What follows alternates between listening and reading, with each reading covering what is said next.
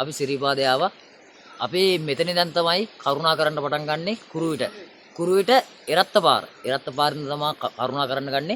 අපි ඉස්සරහට ගිහිල්ලා බලමු ලස්සන ප්ලේස් තියෙනවා. එහෙනම් යම්.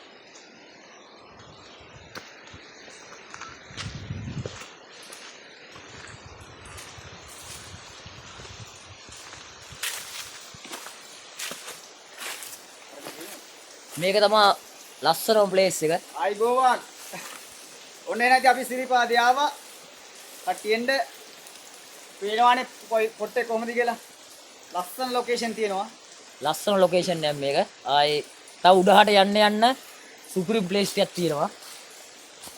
තව පොඩක් උඩට ගිහලා බලමු.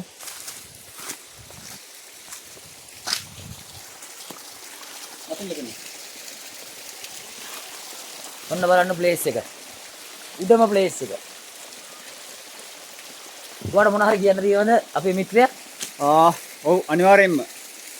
මේක සාමාන්‍යයෙන් හැටන් පැත්තෙන් එනවට වඩා මාරම ලස්සනයි මාරම වෙනම ලෙවල් එක වින්දනයක් තියෙනවා කියන්නේ මේ වෙන හයික් එකක් යනවා වගේ මේකේ අත්දැකීමක් තියෙන්නේ මේ පැත්තෙන් එනකොට.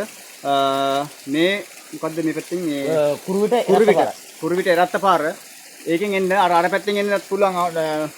අර ඇවිදීමේ පහසුකම් තියන අය නම් මෙහෙ එන්න එපා. එහෙම නැත්නම් අනිත් ඕනම කෙනෙක්ට එනවනම් මේ එරත්ත පාරෙන් එනවනම් මාරම ලස්සනයි.